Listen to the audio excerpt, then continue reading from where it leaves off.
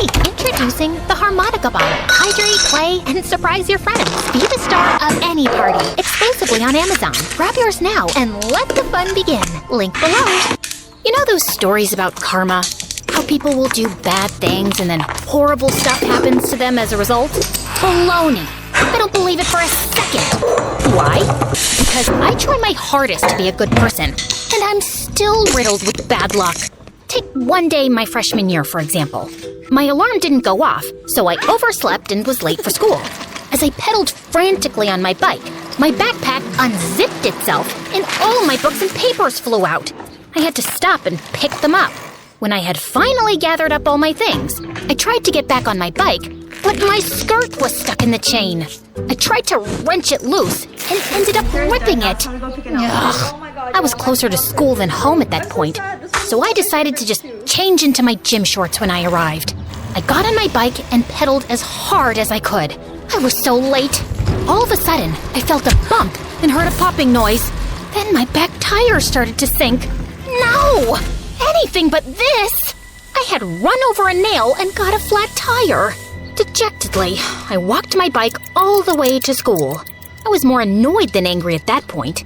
When I finally arrived, I grabbed a tardy slip from the office, quickly changed into my shorts in the locker room, and went to my first period class, which I had almost missed entirely. Could this day get any worse? Evidently, it could. I had a big assignment due for second period. It was something I worked all weekend on. But when I went to grab it from my backpack, it was missing. I must have missed picking it up when my backpack exploded on the ride over. What did I do to deserve this? I felt like I might cry, but since that wouldn't help solve my problem and would only serve to embarrass me, I held back the tears. Instead, I went to my teacher and explained the problem. I'm afraid I'll have to dock points for tardiness. Yes, ma'am. I trudged back to my desk. The rest of class seemed to pass by in slow motion. I sighed in relief when it was finally over. As I headed back to my locker, I heard some girls whispering from behind me. Wow, what a fashion statement. Think those shorts were on sale at Walmart? Do you think she'll be trying out for the next top model? They giggled and walked by me. I felt my face getting red. I knew what a disaster my outfit was, but it was out of my control. A girl from my class, Becca, stopped by me and put a hand on my shoulder. Hey, don't listen to them, Leah. Personally, I like the outfit you've got. It's pretty bold to pair red athletic shorts with a lime green blouse. She winked at me to let me know she was joking. Thanks, but it wasn't intentional. My skirt got ripped on the bike ride to school. Oh, why didn't you say so? I always have a sewing kit on hand. Give it to me and I'll have it back to you by lunch. Thanks, Becca. Don't mention it. I have to admit, the good thing about having rotten luck is that you find out who the nicest people are. I smiled to myself and managed to make it to lunchtime. I didn't see Becca in the cafeteria, so I decided to grab a bite and save a spot for her. I passed through the lunch line and got a salad. As I was walking to an empty table, I slipped on a banana peel. I wasn't aware people could actually do that. I thought that was only in cartoons. I fell down, my food spilling all over my shirt. Great. Not only was I publicly humiliated, but even if I got my skirt back, my blouse was still ruined. You okay? Becca helped me up, and we sat down together. Here's your skirt. I tried to fix it up as best as I could. The stitching on the rip is slightly visible, but I tried to hide it as much as possible. I really appreciate it. Not a problem. I needed something to do in study hall anyway. I sighed. Becca looked at me in sympathy. Tough day, huh? I pointed to my ruined blouse. Well, at this point, it really couldn't get any worse. But this is just par for the course for me. What do you mean? Oh, I've always just had bad luck. You'd better watch out. It might be contagious. Aw, you don't really believe that, do you? I shrugged and put my head on the table. It was quiet for a while. Then Becca nudged my arm. I saw you dropped your lunch. Would you like some of my food? My stomach growled as a response. Becca and I locked eyes, and then started to giggle. We finished eating just as the bell rang. I was feeling a little better about life after that. Maybe this day was salvageable after all. The rest of the afternoon passed by without anything major happening. I did get hit in the face during dodgeball, but that wasn't necessarily bad luck. I just lack any coordination or athleticism. When school was over, I gathered up my things and was ready to head out. That was when I remembered that I'd have to walk my bike all the way back home. Oh well, at least the day was almost over. I trudged to the bike rack and fumbled with the lock. Suddenly, I heard a car honk behind me. Leah, do you need a ride? I do! You're a lifesaver! Put your bike in the trunk and let's go then. Man, am I lucky to have a friend like you. Becca laughed. Well, I guess there's the answer to your question. What? You were afraid that you're cursed with bad luck, right? But you just said you're lucky to have me as a friend. So that proves that what you said isn't true.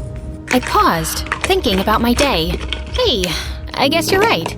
Of course I am. Now hurry up. Maybe we can get some ice cream before I drop you off. I happily jumped into the passenger seat and off we drove. And that was how my best, worst day came to a close. And that was just one example of a typical day in my life. I found ways to be grateful, even when my days were ridiculous. You would think that incident would have been the worst of my misadventures, but no. When senior year finally came around, I was all set to graduate. But the day of the ceremony, my cap and gown got misplaced. I had to be the only one who walked up on stage without them. On top of that, one of my heels broke when I was walking down the stairs of the stage. Thankfully, I caught myself on the railing. Years of bad luck had prepared me for such occasions. When I got back to my seat, I looked down at my diploma. I bit back a curse as I realized they had spelled my name wrong. The whole ceremony had been a bust, but I was still looking forward to my graduation party afterwards. I had invited all of my friends, and my parents had ordered a bunch of food and set up games and a photo booth. I was really looking forward to it. It was supposed to be at the park, but then a thunderstorm came out of nowhere. We tried to salvage what we could and move the party inside to the local community hall, but we had to share the space with a group that was having a retirement party. That was when my dad got a phone call from the catering service we were using. They wouldn't be able to deliver our food due to the bad weather. I was so disappointed and couldn't hide my feelings. My mom tried to cheer me up. She set up a few games and tried to keep the party going. But soon, the storm knocked out the power, and we were sitting in the dark. I thought the day was ruined. But then, one of the guys from the retirement party found a bunch of candles. Our two groups joined together and played Mafia, told scary stories, and waited out the thunderstorm. I have to admit, it was kind of fun. Though my graduation day didn't turn out like I expected, I was bound and determined to view it in a positive light. I kept that feeling going right up until I left for college. No matter what, I was going to make those coming years the best of my life and shake off that nasty bad luck that had plagued my childhood. My dorm room was okay, just a little small, and I had a nice roommate. We didn't really see much of each other because our schedules were so different, but I didn't mind. I figured I'd make a bunch of friends in my classes and in the clubs I planned to join. I was about halfway through the first semester before my bad luck returned with a vengeance. It was a particularly cold day, and I decided to grab some coffee before my next class. There was a really long line, so I knew I'd be cutting it close, but I was so tired that I didn't care. When I finally got my drink, I rushed to class, but I wasn't paying attention to where I was going and tripped. I crashed into another person, spilling my drink all over the both of us. Thankfully, it wasn't piping hot, or we both might have gotten burned. Oh my gosh, I am so sorry. No big deal. I wasn't fond of this shirt anyway. I can pay for the dry cleaning bill. I swear, it's fine. Are you okay? Yeah, just embarrassed. I tried to walk around him so he wouldn't notice how red my face was, but when I took a step, my ankle throbbed in pain. I fell back, and the guy caught me. Looks like you hurt your foot. Let me take a look. I'm studying to be a nurse. I sat down on a nearby bench and let him inspect my ankle. I grew more and more anxious as I realized that I probably would have to skip my class. I hoped I wouldn't miss anything important. It seems to be a light sprain. If you want, I can drive you to the nearest doctor. He was so earnest and concerned that I momentarily forgot about how horribly my day was going. And for the first time, I noticed how cute this guy was. I think I'm just gonna get some ice for it. He unleashed his smile on me, and I felt my heart melt. Okay, stay here, and I'll get some for you. He did just that, and we ended up sitting next to each other and talking for the next half hour. So, what's your name? Sammy, Thank you for all your help today, Sammy. I'm Leah. it was my pleasure. Honestly, it was nice to be able to use what I've learned to help someone. He fidgeted for a bit, then gave me a nervous smile. Would it be okay if I got your number? Sure. If my ankle hadn't hurt so much, I would have jumped for joy. After a while, I was feeling better, so I decided to head back to my dorm for the rest of the day. Sammy instructed me to elevate my leg and promised to text me later and check up on me. I spent the evening giddily awaiting his text. And then, I realized something. Becca was right all those years ago. I wasn't cursed with bad luck. I was blessed by it. If all these things didn't happen to me, I never would have had the experiences I did or met the people I know. My phone chimed. It was a message from Sammy. How are you feeling? I hesitated, then texted him back. Pretty lucky.